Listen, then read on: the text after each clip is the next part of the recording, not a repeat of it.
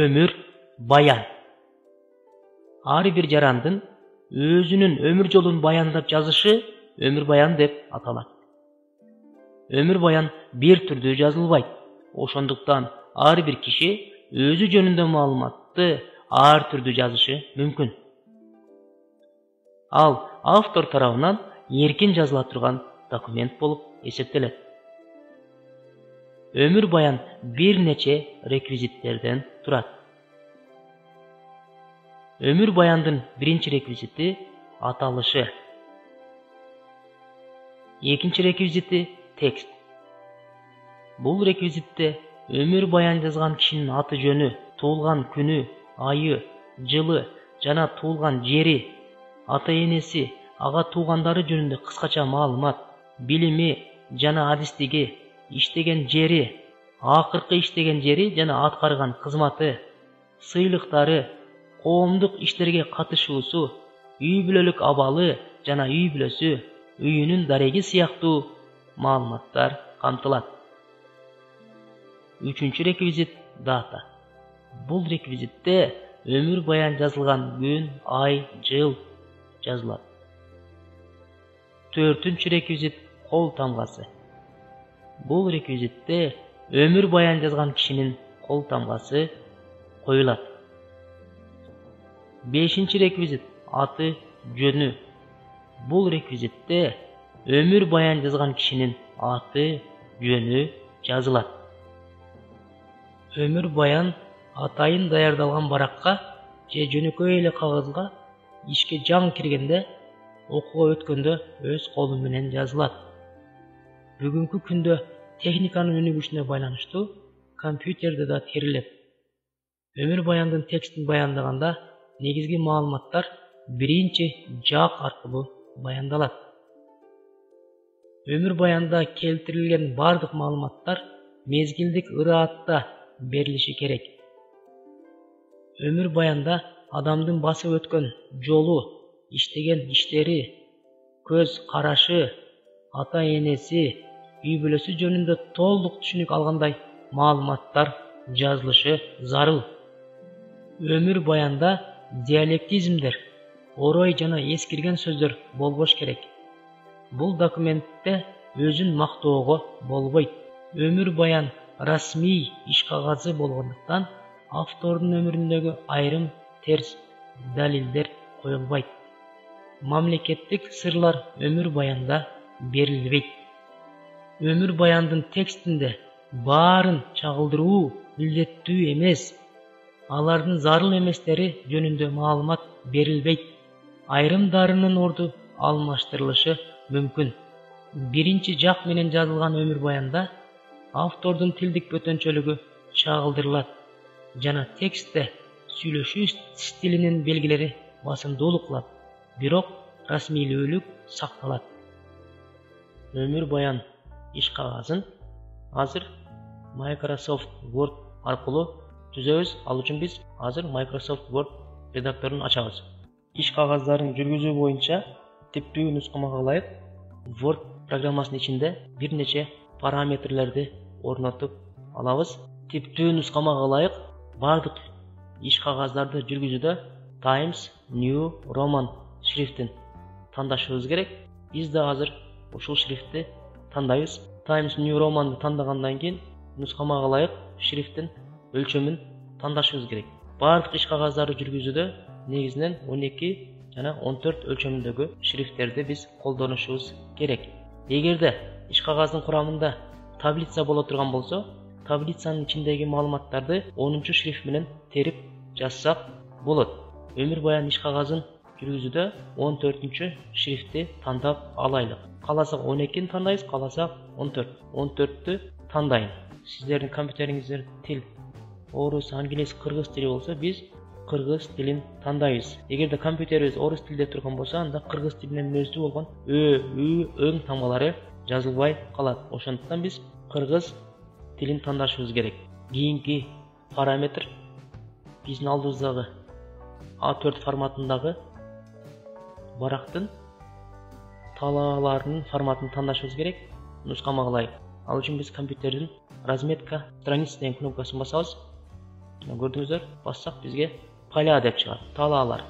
Тандайбыз дагы биринчи чыккан кнопка обычный деп турат. Бунда көрсөтүлгөн көрсөткүчтөр типтүү нускаманын талаптарына туура келет. Ошондуктан биз ушул обычный деген кнопканы тандашыбыз керек. Анткени жогору жагы 2 см, төмөн жагы 2 см, сол жагы 3 см, оң жагы 1,5 см.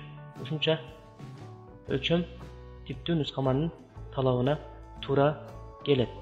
Ушул кнопканы басабыз. Дагы бир параметрди орнотобуз. Ал үчүн мыштын оң жагын бассак, мындай терезечи чыгат. Андан биз абзац деген кнопканы тандашыбыз керек. Тандайбыз. Дагы бир терезе чыкты. Отступы и интервалы дегенде биз параметрлерди орнотуп алышыбыз керек. 0 0 0 0 0 болуш керек. Андан кийин бул жерге одинарный деген тандап алабыз. Же болбосо 1,5 деген тандап алабыз. Ушул экөөнүн бирөөсүн тандайбыз. Одинарный деген тандаймын. Ушундай болгондон кийин сиздер дагы мага окшоп окейди басып коебуз. Бир нече параметрлерди орнотуп алдык. Иш кагазын аталышын жазганга өтөбүз. Типтүү нускамага ылайык иш кагаздарын жүргүзүүдө бардык иш кагаздарын аталышы барактын орто бөлүгүнө жылдырылып, борборлоштуруп жазылат деп турат. По центру деген кнопканы тандайбыз. Же болбосо клавиатурадан Ctrl-I дегенди басабыз. Курсор ортого келди. Иш кагаздарды жүргүзүүдө типтүү нускамага ылайык иш кагаздардын аталышы бардыгы баш тамгалар менен терилет.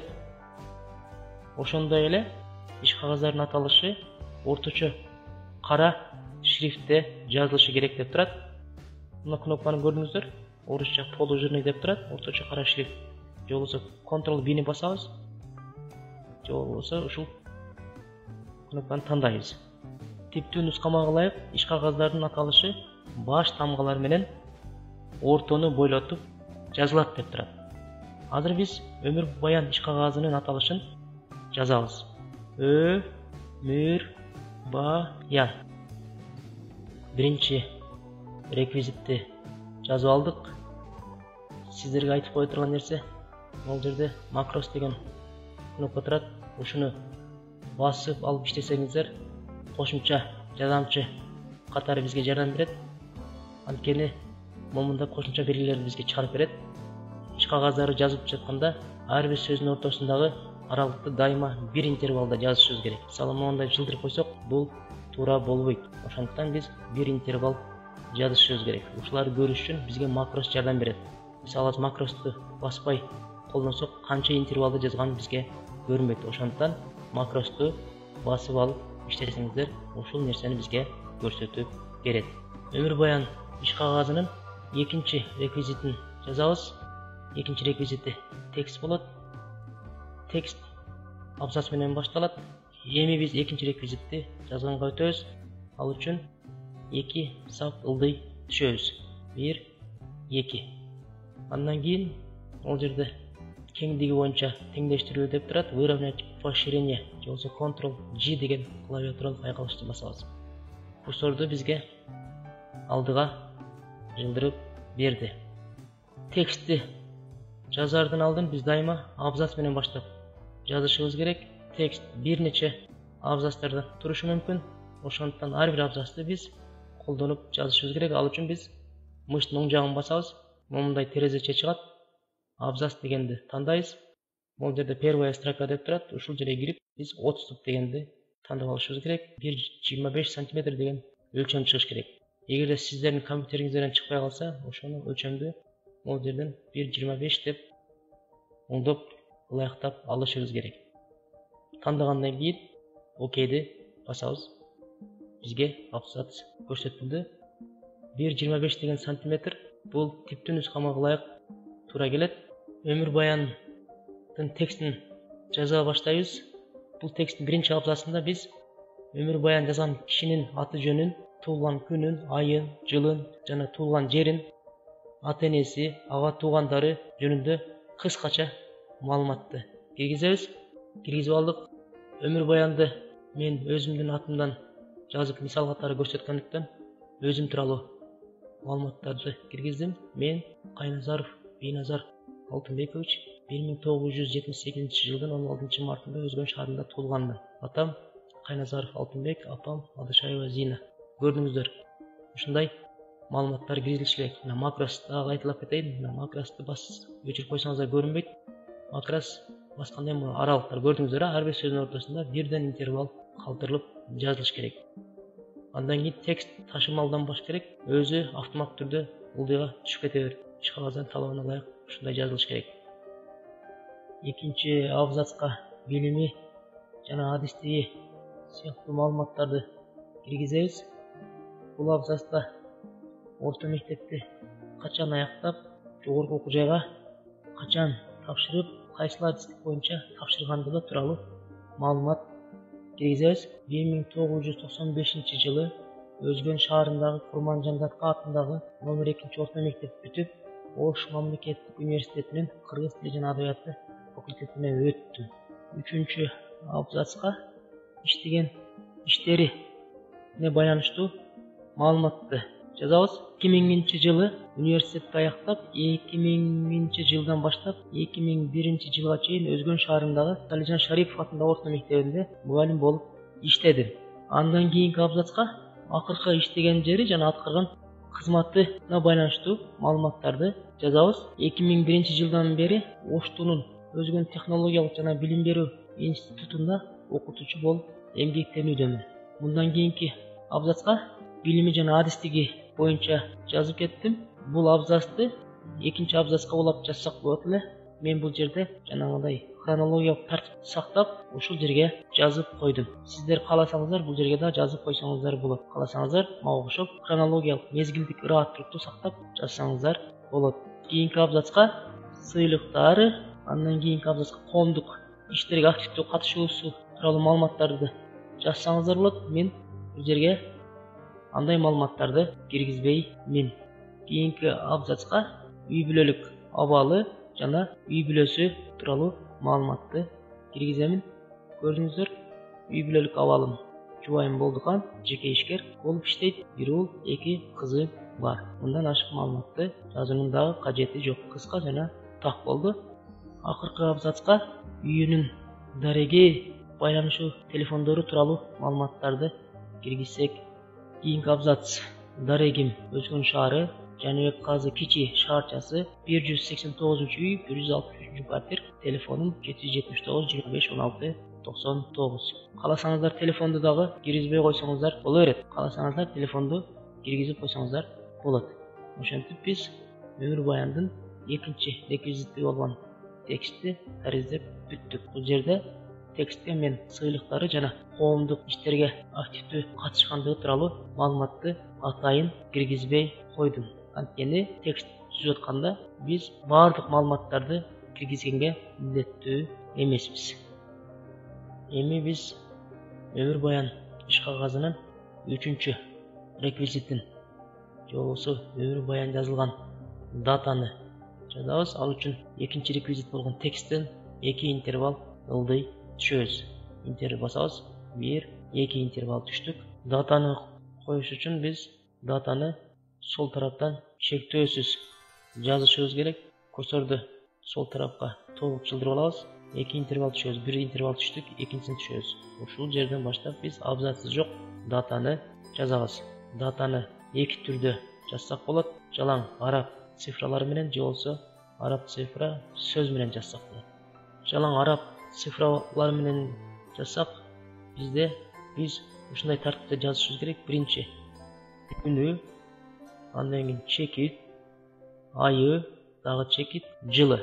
Ушундай тартипте жазылышы керек. Өмүр баян 19 апрель 20 жылы жазылган деген маалымат көрсөтүлөт. Экинчи вариантында араб цифралары жана сөз менен жазабыз десеңер, анда мындай болуп жазасыздар. 2020 жылдын 19 апрели.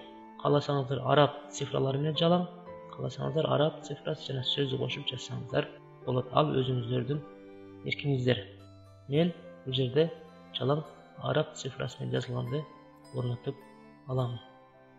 Биз эми 4-реквизит болгон кол тамганы коюшубуз керек. Кол тамга реквизити data жазылған реквизит менен бирдей сапта колтамганы коюш үчүн курсорду орто жака жылдырабыз. Ушул жерден өмүр баян жазып бүткөндөн кийин колтамганы ушундай көрүнүштө коюшубуз керек. Ортону бойлото колтамгабызды коебуз. Бул 4-чү реквизит, колтамга реквизити. Эми биз өмүр баяндын 5-чи реквизити аты жөнү деген реквизитти жазабыз. Өмүр баянды жазган кишинин аты жөнү жазылат. Атасынын аты жана өзүнүн аты кыскартылып, фамилиясы атош жөндөмөдө келтирилет. Иш кагаздарынын типтүү нускамасы боюнча талаптарга ылайык сол тараптан бул жака чейин 12 см же 120 мм. Эгерде сиздердин компьютериңиздерде линейка көрүнбөй турган болсо, анда вид дегенди басабыз. Басканда бул жерде линейка деген болот. Көрдүңүздөр. Сиздерде мондай белгиленбей турса, сиздер белгилеп койсоңуздар, аты көрүнбөй турат, белгилеп алсаңыздар, линейка көрүнөт. Демек, курсорду биз 120 мм жылдырып алабыз могул жерге. Өзүнүн атын кыскартып, кааласаңыз атасынын атын дагы кыскартып, кааласаңыздар жазсаңыздар болот, кааласаңыздар жазбасаңыздар боло берет. Мен мисалы жазбай эле коеюн, дароо эле фамилиямды жазайын. Фамилия атош жөндөмөдө туруш керек. Кайназаров. Ошентип аты жөн реквизити таризилет. Көрдүңүздөр, дата, колтамга, аты жөн реквизити бир сапта жайгаштырылды. 12 см болду. Эми туура келди окшойт да. Ушундай таризелиш керек. Бул өмүр баян кыска жана так жазылды. Айрым реквизиттер башкача тартипте берилди. Мисалы, текст реквизитинде кээ бир маалыматтар атайын, анда сыйлыктар жана коомдук иштерге активдүү катышуу деген маалыматтар көрсөтүлбөдү. Ошондой эле мына абзац хронологиялык тартипке ылайык жайгаштырылды. Бул абзацты 2-чи абзацка кошуп жазсак деле болот. Мен өз өмүр жолумду кеңири жана так ырааттуу баяндаганга аракет жасадым. Көңүл бургандыгыңыздар үчүн рахмат. Кийинки сабактарда амандашканча аман эсен болуңуздар.